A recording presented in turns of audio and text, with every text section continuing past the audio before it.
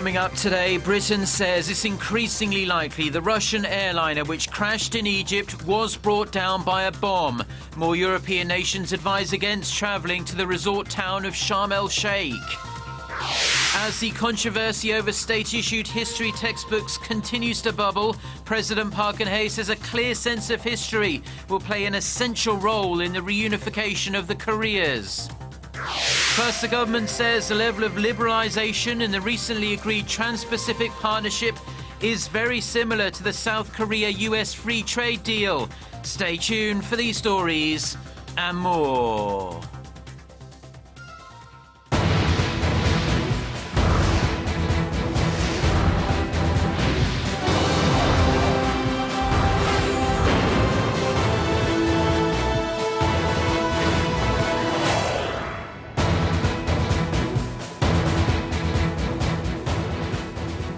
Hello to our viewers around the world. It's 6 a.m. on Friday, November 6th here in Seoul. Thank you for joining us. I'm Mark Broome. Our top story this morning, British Prime Minister David Cameron says it is more likely than not that the Russian plane crash in Egypt was caused by a bomb. The White House says the US has not made its own determination on the cause, but says it has some information that supports Britain's suspicions an explosive device was involved. In response to the growing terrorism fears, France has advised against travelling to the Egyptian resort of Sharm el-Sheikh, where the accident happened. Dutch and German airlines have suspended flights there as well. Now, those announcements came less than 24 hours after Britain suspended all flights to and from Sharm el-Sheikh. Russia and Egypt have called for caution, with Moscow slamming Britain for not sharing the intelligence on which it based its decisions. Last Saturday's crash in the Sinai Peninsula killed all 224 passengers and crew. The level of market liberalization of the recently signed Trans-Pacific Partnership deal involving 12 nations is similar to the free trade agreement reached between South Korea and the United States. The Korean government released its assessment on Thursday after analysing the full details of the landmark US-backed Pacific trade deal. The long-awaited text of the deal was released earlier in the day after being under wraps for more than 5 years. Seoul's Trade Ministry says the agreement, made up of 30 chapters, outlined a market opening rate of 95 to 100% on export products over the course of 30 years, 3 decades. It said the rate was about the same as the South Korea-U.S. FTA that requires the elimination of tariffs on 98 to 100% of products over 25 years. The ministry said it will check the fine print more carefully before it makes a final decision on whether to join the TPP or not. President Park Geun-hye has stressed the importance of a clear sense of history and national pride when it comes to reunifying the two Koreas. Meeting with her Special Committee on Unification on Thursday, the president also urged North Korea to return to dialogue. Our Hwang Sang-hee has this report. At the 6th meeting of our Unification Preparatory Committee on Thursday, President Park Geun-hye stressed that having a solid sense of history is essential for a reunified Korea. 통일이 되어도 우리의 정신은 큰 혼란을 겪게 되고 중심을 잡지 못하는, 그래서 결국 사상적으로 지배를 받게 되는 그런 기막힌 상황이 발생할 수도 있을 것입니다. The comment comes as the government is preparing to retake control over history textbook publishing for secondary schools starting in 2017. The move has sparked controversy across the nation. The government says the move will eliminate what it calls left-leaning content in existing books, while some call it a challenge to democracy. President Park also revealed plans to increase government support for inter-Korean people-to-people exchanges in areas like culture, sports, and history. She said resolving Pyongyang's humanitarian issue and building infrastructure in the north are vital for bringing the two Koreas together. 남북 교류 협력 사무소를 설치하고 이를 통해서 보건 의료라든가 재난 안전 지하 자원을 비롯해서 남북 모두에게 이익이 되는 분야로 협력을 확대해 나가기를 기대합니다. And there was a message for North Korea. President Park urged Pyongyang to return to denuclearization talks, calling inter-Korean peace a precondition for reunification. To quote the president, she said true peace on the Korean peninsula can only be achieved when the North Korean nuclear issue is resolved. Hwang Sang-hee, Arirang News. Now, Japan is pushing to change the documentary registration system of UNESCO's Memory of the World Register as it continues to show strong opposition to last month's listing of Chinese documents on the Nanjing massacre.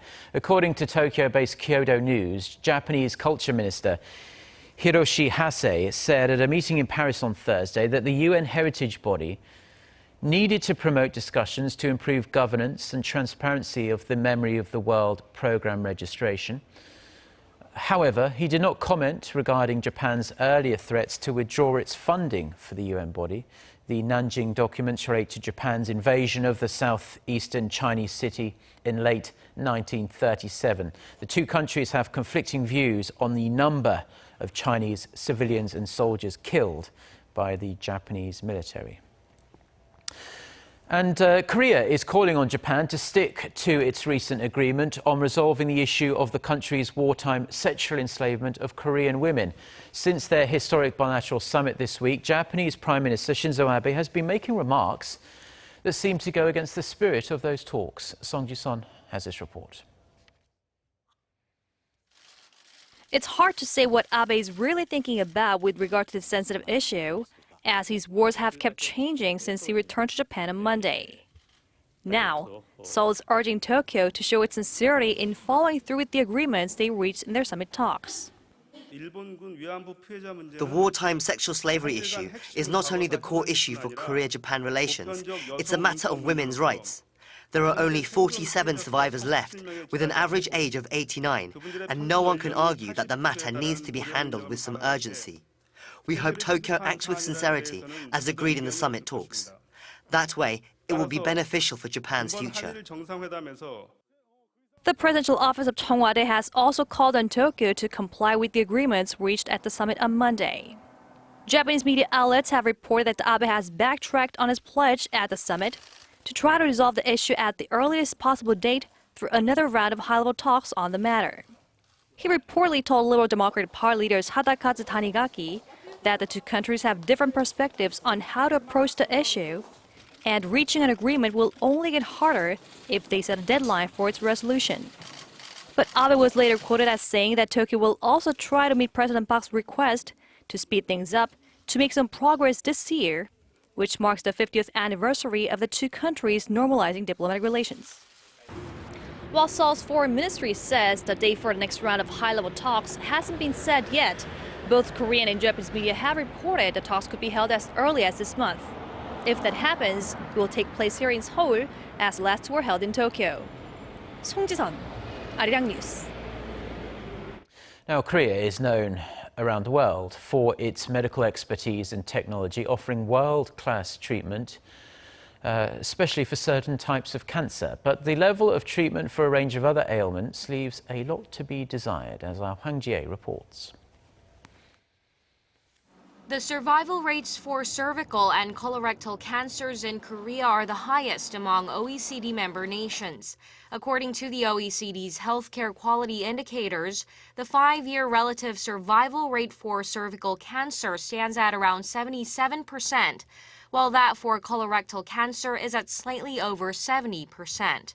The figures compare the survival rate of an ordinary person and that of a cancer patient in a 5-year span. A reading of 100 means the survival rate of a patient is the same with a person who is not suffering from the disease. But the country's success in treating certain types of cancer did not apply for chronic diseases. The hospital admission rate for asthma and chronic obstructive pulmonary disease is at over 310 out of a population of 100,000. That's almost 5 times higher than that of Japan's and far higher than the OECD average. The hospital admission rate for diabetes also stands 2 times higher than the average of OECD member states. A national agency cites the poor initial care of such diseases for the high hospital admission rate. Hwang Ji-hye, Arirang News. Now, some Koreans have been camping outside clothing stores for several days to make sure they are first in line to buy some heavily discounted luxury fashion items. Our Gwon-swa was at one of the stores and filed this report. It's 5 a.m. in Myeongdong, one of Seoul's main shopping districts. The chilly weather has not stopped these people who have been in line for days and nights in order to get a hold of their favorite designer items. Those at the very front of the line have been camping out for 6 days. The reason? This SPA store is one of roughly 250 shops in 61 countries where high-end brand Balmain and H&M launched a collection on Thursday. Actually, the holiday is good because of active fashion is for everyone, and actually it has no barrier between like luxury. Time is money, but not in this case, as the waiting has paid off, with these people getting hold of their favorite designers' items for a fraction of what they would usually have to pay. This beaded dress required a lot of craftsmanship, which is why it's the most expensive item in the store for a price of $480. The manager says collaborations between H&M and high-end labels began 6 years ago in Korea, and interest in this type of projects is becoming more popular in the country. When I came here last year for the Alexander Wang collection, I went back home because I couldn't handle the waiting. But this time, I'm not leaving.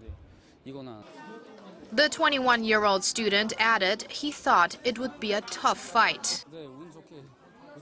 I was lucky. I got everything I wanted. I bought a rider jacket, biker jeans, and a hoodie. What is it about the craze? Experts say it has a lot to do with the Korean public's obsession with high-end brands. Buying items by luxury brands is an indicator of a person's social status in Korea, and the trend is intensifying as our society is becoming more and more insecure. This insecurity, according to the professor, has been produced in part by Korea's once rapid industrial growth and which was overtaken by the current fast economic slowdown. Gwon-swa, Arirang News. Now, the countdown to the US presidential election is well and truly underway. There's just over 1 year to go until voting day. For a look at the current frontrunners and what the elections could mean for South Korea-U.S. relations, Kwon Jung-ho reports. 369 days till voting day. With just over a year to go, the world is still a long way from knowing which candidates will go head-to-head for the top seat at the White House. For the Democrats, it's a likely race between former Secretary of State Hillary Clinton and Vermont Senator Bernie Sanders. Clinton was seen as the obvious frontrunner just a few months ago, but scandals such as the use of the private email server have brought her numbers down. Bernie Sanders is behind in the polls, but his campaign has a grassroots impact, with 77% of campaign funds coming from small donors. In the red corner, it's a little more unclear. Billionaire businessman Donald Trump leads the polls, but with his extreme comments and the lack of a strong GOP support, many still do not see him as a realistic candidate. Neurosurgeon Bill Carson is gaining momentum, but he's known to make controversial comments as well, and question marks remain over his vague policies and leadership potential. Not far behind are Senators Marco Rubio and Ted Cruz, and their double-digit poll numbers show that any slip-up from the frontrunners could change the dynamics of the race quickly. All this makes it difficult to pick party frontrunners, and countries around the world with close ties to the US, like Korea, are finding it hard to prepare for an outcome. I think it's a little too early for us to tell at the moment what is more preferable for South Korea. A key issue for Korea is the Trans-Pacific Partnership, the 12-nation trade pact that Korea is looking to get into. Sanders, Trump, and many of the other candidates have been vocal in their opposition of the treaty, but even that remains uncertain. President Obama initially suggested that he will renegotiate NAFTA before he was elected to be the president. And he decided not to do that once he was in office. So we'd have to wait and see to how these candidates, if they are elected, how they will push forward with their election promise. It seems like it's too early now to tell what the future has in store for the US and its partners.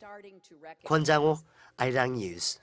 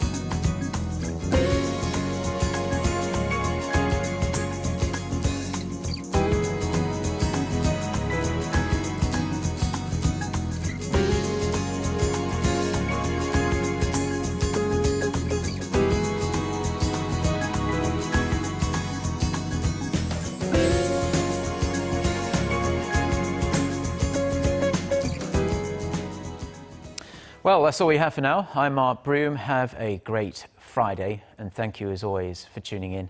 Goodbye.